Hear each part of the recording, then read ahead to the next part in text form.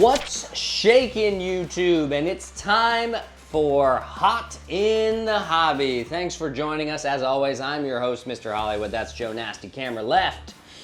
And the question we get every week, what cards have been driving markets forward the past week? And for once in the past couple weeks, I actually don't think some of these are a total flush your money down the drain type of situation. So let's, on that note, let's start things off right here. And by right here, I mean Los Angeles with card number 1. And that is, surprise, surprise, Roki Sasaki. Oh, didn't see that coming. Yeah, who, of course, just signed a minor league deal with the Dodgers just a few days ago. His 2021 Topps NPD base PSA 10 card is up 82% over the past week to $124 per card. As I said, of course, Sasaki did just sign with the Dodgers. This means that he will be paid minor league money and be under team control for a minimum of 6 years. Yeah, arbitration and all that. And he will have, I think his arbitration years start in year 4? Something like that. I think it's 4, 5, 6. I could, something like that. It depends on when you debut, essentially. Yeah. But what's crazy about this is if Sasaki had just waited a year and a half, he would have come over here and probably signed a $325 million deal. Probably similar to the Yamamoto deal. Exactly, yeah. Maybe he knows something we don't. I don't know. But what were Roki Sasaki's numbers in Japan? He threw 414.2 innings, 30 and 15 win-loss. He had 524 Ks in those 414 innings. He had a 2 ERA. Wow. And a whip of just .88. Of course, he was at Chiba Lotte, the Marines. The Marines. Go Marines. He is 6'3". He is 23 years old. He is right-handed. He has a fastball splitter slider combo for the most part.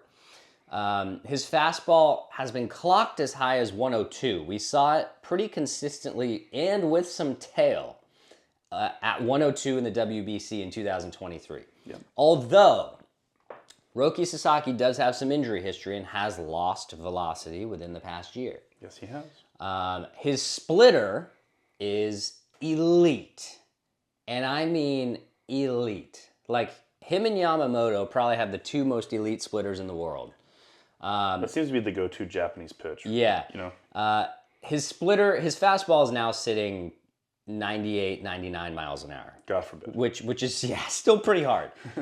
His splitter sits 88 to 90, and he generated a 57% whiff rate on that pitch. The MLB average splitter whiff rate was 34%. His is 57. I know he's playing in Japan where, sure, maybe the talent isn't as deep, right?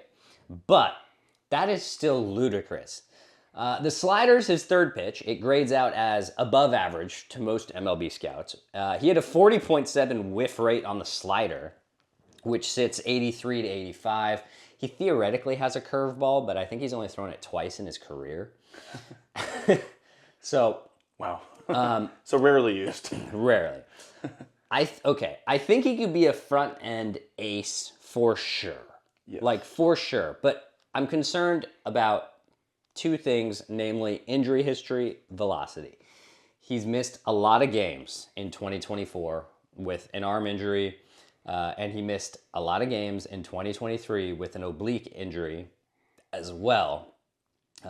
Again, like I said earlier, lost 2 to 3 miles an hour on the fastball already. He's also lost about the same amount of velocity off the slider. I'm also a little bit worried about the repertoire because if the arm continues to lose velocity, he will probably need a 4th pitch. He probably won't be able to rely on just fastball slider because realistically the splitter is more of an out pitch for him, right? Probably not a get-ahead pitch. Yeah, it's not unless someone's sitting fastball. Yeah, it's not a get-ahead pitch, which is why I think he does need to develop the curveball a little more, or he needs to develop like a cutter or some sort of 2-seamer. I know his fastball already tails a little bit, but I think he might need the 4th pitch, something of the nature like Yamamoto and Ohtani have that fourth pitch, right? They have more than that. But yeah, the Dodgers. I mean, what are we? I know they said they're going to go to a 6-man rotation. I mean, they might as well go to a 9-man rotation now. Piggybacks on piggybacks. Yeah. But also call me crazy. I think the Dodgers actually need this many arms. Oh yeah. Because they aren't exactly the beacon of pitcher arm health at this point. It's about the only thing that the Dodgers aren't good at is keeping their pitchers' arms healthy. I'm not buying Sasaki stuff. I totally understand why people are. The stuff is front end ace level. He's just 23. This contract is as team friendly as it can get. Right. What do you think of Roki Sasaki officially signing with Thanos? Yeah, the glove is pretty complete right now.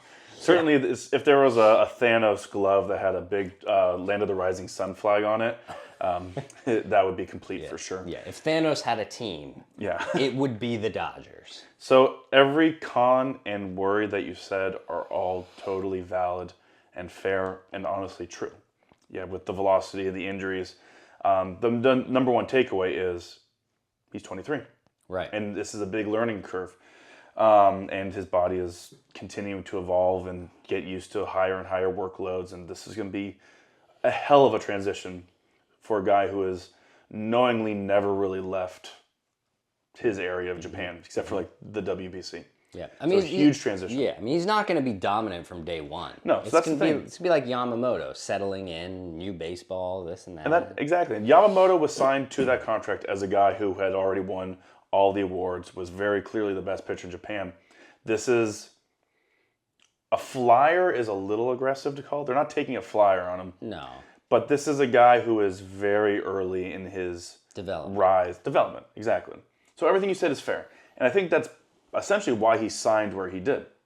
And I want to give credit where it's due. I believe it was Dylan Hernandez of the LA Times. And he wrote in the article when Sasaki signed that Roki Sasaki supposedly gave a homework assignment to every single suitor that he met with. And this assignment was research, do what you can, look up why I lost all this velocity, and what can you do to ensure that this never happens again. So he was essentially choosing a team that was going to help him progress. And if it's injury is history, how we work on my natural mechanics, so on and so forth, to ensure that I'm going to continue this trajectory and climb to be an all-time great pitcher, which as a 23-year-old, he is climbing. He's not the finished product here. So he went to the team that's going to help him be very, very good. He's surrounded by familiar enough faces. I don't know if he's boys with Ohtani and Yamamoto. And this is a massive transition. And so he basically chose the most comfortable situation because he didn't take the most money. He could have gone to San Diego for more, supposedly. Right. Mm-hmm. I mean, obviously I'm not close to this situation either, but from what I've read, I think Sasaki and Yamamoto are actually pretty tight. I think they're tight, but supposedly he and Darvish are like. Yeah. Darvish, this may be a stretch on the terminology, but Darvish may be his godparent or something like that. Like certainly family friend. Yeah.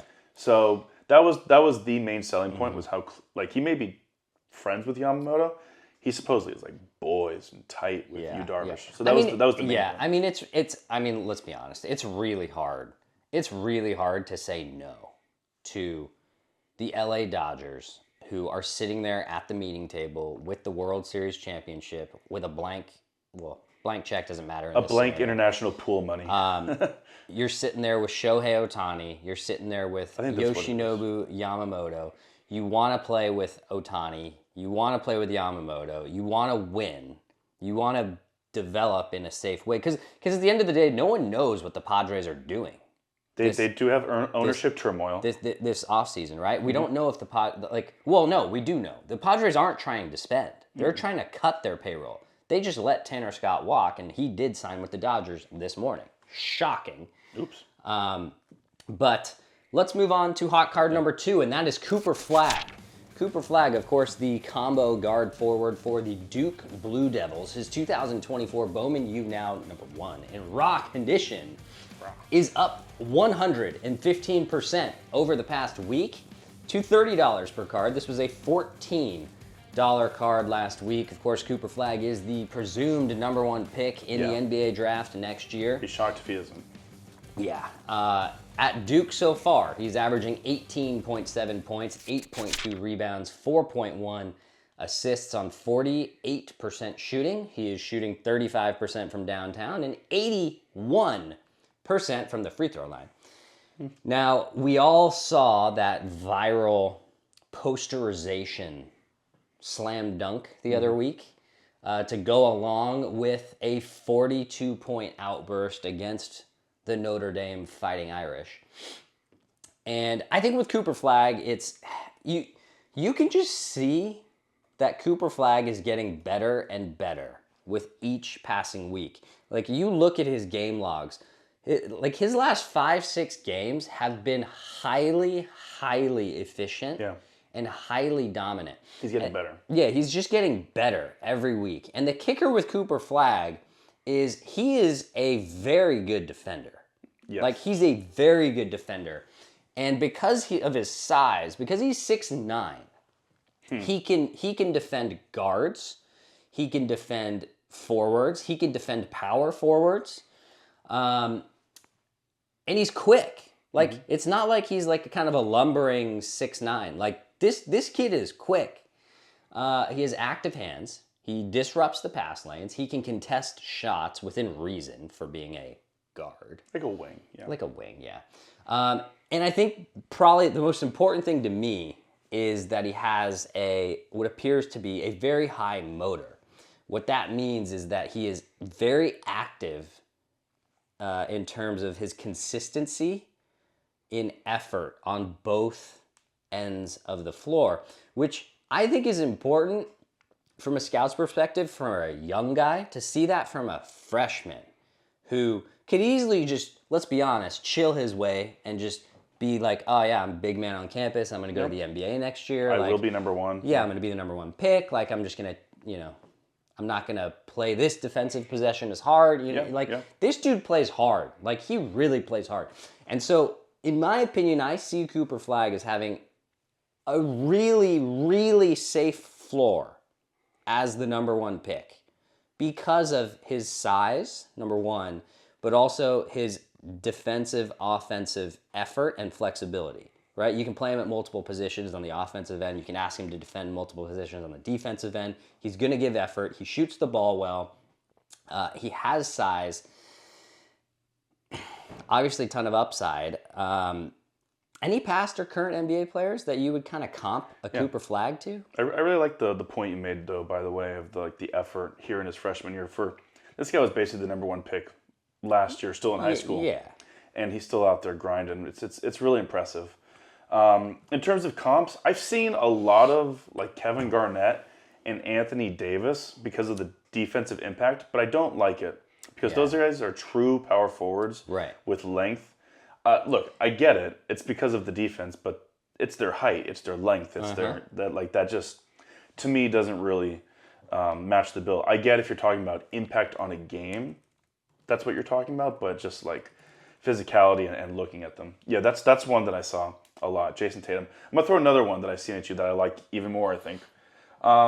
It's Andre Kirilenko, but with a little bit more offensive upside. Yeah. It's the defensive effectiveness. It's the versatility defensively, to be able to play 1 through 4 across the perimeter and even down low a little bit. That's the main selling point. The biggest question in terms of comparing him to Andre Kirilenko, will he also he as in Cooper Flagg, get a massive dragon tattoo on his back? Similarly to AK-47. Yeah. Also, do you remember how wild Kirilenko's wife was? No. I forget the exact story.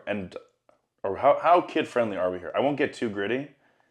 Yeah, let's not get too gritty, but you can touch on it. She reportedly gave him a once-a-year hall pass just so he knew how good he had it at home. Or just so he could satiate his on-the-road whatever. So, Cooper Flagg seems like a really nice young man from Vermont. I'll purify the story really quickly with this. I did see a video of him after their last game, And this was really, really cool. He was in the locker room post-game. The Duke PR team was like, all right, we're done with questions. And Cooper Flagg turned to a student reporter. He's like, hey, I got you. Ask me your question. And the reporter's like, well, we're finished. And then Flagg's like, I got you. Ask your question. And he did. Terrible question. But Cooper Flagg, like it was. But student reporters are learning, right? Yeah. And Cooper answered it thoughtfully and did a good job with it. And then that was that. So I thought that was really cool. That was a really nice moment for a young man who seems... Look, I hate Duke basketball. Yeah, I know. But, like, seems like a kid you can root for.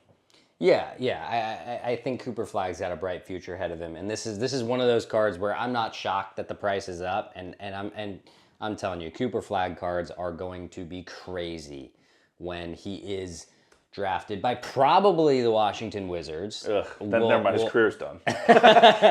We'll see. But let's move to hot card number 3 for this week, and that is Ichiro Suzuki, outfielder for the Seattle Mariners, his 2001 Topps rookie card in a PSA 8. I remember that season vividly. I do. Yeah. That was the year of Ichiro. It was Epic. He hit 372 that year. Did he really? Yeah. I don't remember it that No. That was... We'll talk about it later. We'll talk about it later. But this card is up 95.6% over the past week to $47 per card. It was a $25 card last week. And guys, this will be up even more than this come Tuesday. We filmed this on Sunday. So, of course, the National Baseball Hall of Fame will announce their 2025 class on Tuesday. And Ichiro... He better be. And looks like CC Sabathia and possibly Billy Wagner. We'll see. Really? Yeah. Will be enshrined into Cooperstown. This is the first year on the ballot for Ichiro. He was not unanimous, which I was kind of surprised by. That's a joke. But first year on the ballot for Ichiro. MLB career, he had 3,089 hits. A 311 average, 117 home runs, 780 RBIs, 509 steals, a 355 OBP, and 10 gold gloves. He had over 4,000 hits if you include his professional time in Japan. Mm-hmm. And like we said before, it was 2004. In 2004, he hit 372. That was the craziest. I remember, well... I'll get into it in a second, but 2001, of course, the Mariners set the regular season win mark with 116. That was Ichiro's rookie season. How did he help them set the regular season win mark? Well, he hit 350 in his rookie year with 56 stolen bases when it was actually hard to steal bases. Only 8 home runs, and he still won the MVP. Yeah. Like, none of this pizza box and 2 disengagements BS. Nope. Ichiro might have stolen 100 bases that year if it was pizza boxes and disengagements. But talk about a guy who did it the right way. 100%. Right? Like, so respectful to everyone, was a great sport, amazing sportsmanship, obviously unbelievable everywhere on the field. True 5-tool player. I know he didn't hit that many homers, but he could have. That's what they say. But... he chose to get on base. He always put the team before him. And I think it really says something when you can just flat out say that this is a dude that never hit more than like 14, 15 homers in a year. Let's see. Right? 15. Okay, yeah, 15. He never hit more than 15 a year. But watching Ichiro was like watching the most electric player that was not going to hit a home run, like ever. He was beautiful. You know? A huge influence on, obviously, the modern migration of Japanese players to the MLB, along with Hideo Nomo before him. Mm-hmm.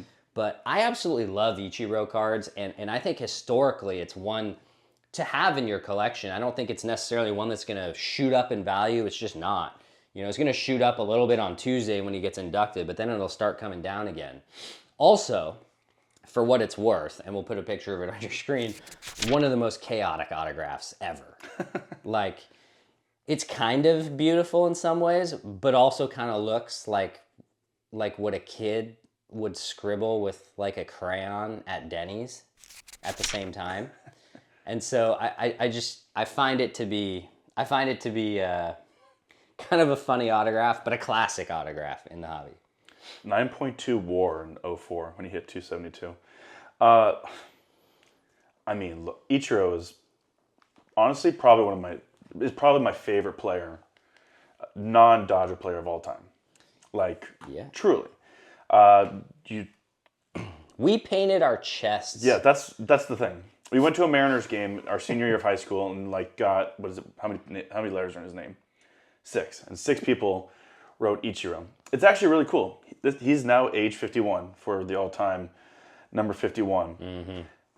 One of the best players of right field you will ever see. I still think of. I just remembered. I think it was Terrence Long. It was a look it up. Best throws of all time, outfield throws. This one is always in it. It's Ichiro in the Oakland Coliseum, R.I.P. Deep Oakland Coliseum from right field to third base. Yeah, it's gorgeous. Honestly, my favorite memory of Ichiro is how he prepares in the on decks. Like, because we saw him live. It's not the guy just with the donut and swinging the bat. He's like there and he's sort of doing like calisthenics and moving his shoulders. He knew what he was doing. They say he could have hit 30 home runs. They say batting practice Ichiro was one of the great power hitters you would ever see. But he didn't need to, and he didn't want to. And he was doing what he had to do. Perhaps, arguably the best leadoff hitter ever of our lifetime. You know, since Ricky was sort of before. In our generation. In our generation. For sure, in our generation. Maybe probably not ever, but in our generation, for sure. What you should look up with Ichiro, because you said the respect, and it's true, he did this respectfully, but he reportedly was one of the best trash talkers in the game. And what he did is, Latin players loved him. So he would learn Latin phrases, get to first base, and especially with like Miguel Cabrera and Albert Pujols, like shoot them like, "What's up, MFer?" like, but in Spanish. And they would turn around and be like, "Who's talking to me?" And it would be Ichiro. You should look up the interview he had with Bob Costas and see what he said about playing in St. Louis in the summertime. He's a brilliant man. Ichiro is an absolute legend. He's an absolute legend. He's going to go into the Hall of Fame well deservedly, and one of his cards should be sitting in your collection. But let's move to our last hot card of the week, and this one's kind of a combo, and we're going to run through it kind of quickly because we're running out of time. But that is Cade Cunningham and Trae Young. We're headed to the hardwood. Of course, guards for the Detroit Pistons and the Atlanta Hawks. Cade's 2021 Prism Silver in raw condition, and Trae's 2018 Prism base card in a PSA 10. Up big over the past week. Cade is up 75% to $41. Trae up 55% to $28. Cade Cunningham in 2024-25 so far, averaging 24.4, 6.5 boards, 9.4 assists on 45% shooting, 37% from downtown and 80% from the line. The Pistons are 21-20 as of the filming. Honestly, pretty impressive. Of this episode, which is good for 8th in the East. They are 7-3 in their last 10. Keep in mind, we film this days before it actually airs on YouTube, so sometimes we're a little bit off on some of those stats and numbers. We just have normal jobs during the week, so we can't film this during the week. Trae Young is averaging 23 points a game, 3.4 rebounds, a pretty ludicrous 12 assists. But he's shooting just 40.2%, 34.5% from downtown, and 87% from the free throw line. The Hawks are 21-19, again, as of this filming, 7th in the East, so one little jump above the Pistons. 6-4 in their last 10. Obviously, both of these players are phenomenal. Cade is just 23 years old. Trae is still only 26. Obviously, both of these players have not even entered their primes yet. I am a little worried sometimes with Trae and the volume shooting because he's shooting just 40% from the field this year, which isn't great, but obviously just an unbelievable facilitator of the basketball. I do like both of them as talents. I do, but as I say in previous episodes, or I say a lot, it's in a lot of these types of cases, when you have really young talent, it's just not necessarily about them if you're looking at it from a invest in a card perspective, because both of them are in the same scenario of needing more help in order for the team to be elite or top of the East and actually compete. And at the end of the day, you have to win to push higher card values, usually, unless you're putting up Shea numbers, right? Who's winning now, though? Yeah, he who is winning. But unless you're putting up like 30 plus a game, you just need to win. You need to be in the playoffs in order to make the value of your cards jump in any like majorly significant ways. So I don't mind people buying these as they are talented players and waiting for the day that they get more help or get traded and end up in a scenario where they can make a deeper playoff run. But just be wary that you may have to be really, really patient with these. And I mean like really patient. And that's really all I have to say about it. I mean, they're supreme talents. They're amazing talents. Cade Cunningham, also huge into the hobby. Legend. Props to him. Your thoughts on Trae Young and Cade Cunningham? Not a Trae Young guy at all. Okay. Love Cade. Did you do this on purpose? You basically did a rivalry in this segment. This is Bedlam. Trae Young is an Oklahoma guy. Yes, he is. Cade Cunningham went to Oklahoma State. So, yes, he is. either Did I do it on purpose? I don't know. I'm going to take that as a hard probably. Hard no. I love Cade. So I would say you don't need to be patient with Trae Young anymore. I think we know.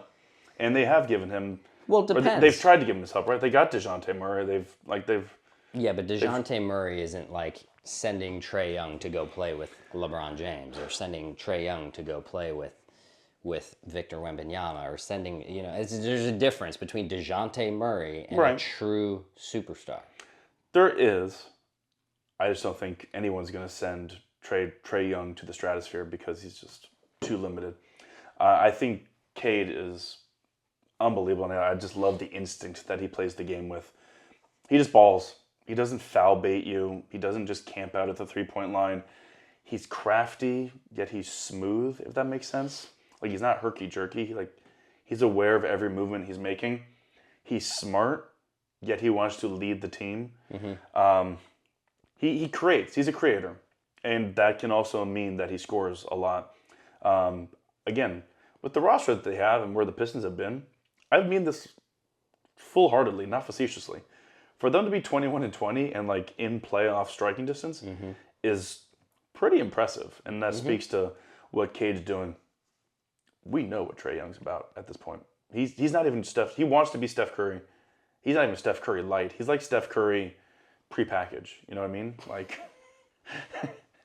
We know. Like Trae Young, if that's your third star, sure.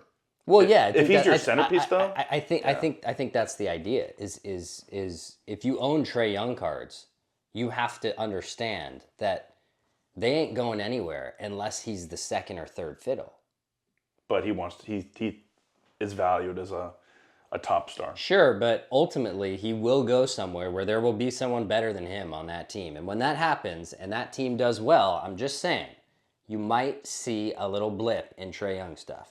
You may. I thought it would have happened the last 2 years, and it hasn't yet. So I don't know. Too, but who knows? He's only 26. There's a lot of time left for him to get moved. Sure. But that will wrap things up for us on this week's episode of Hot in the Hobby. Hope you enjoyed this week's episode. If you did, don't forget to subscribe to the channel and hit the notification bell.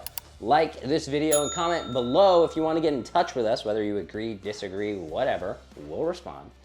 So until next time, I'm Mr. Hollywood, that's Joe Nasty, and we'll see you tomorrow for the Cardboard Critics. Mr. Hollywood and Joe Nasty out.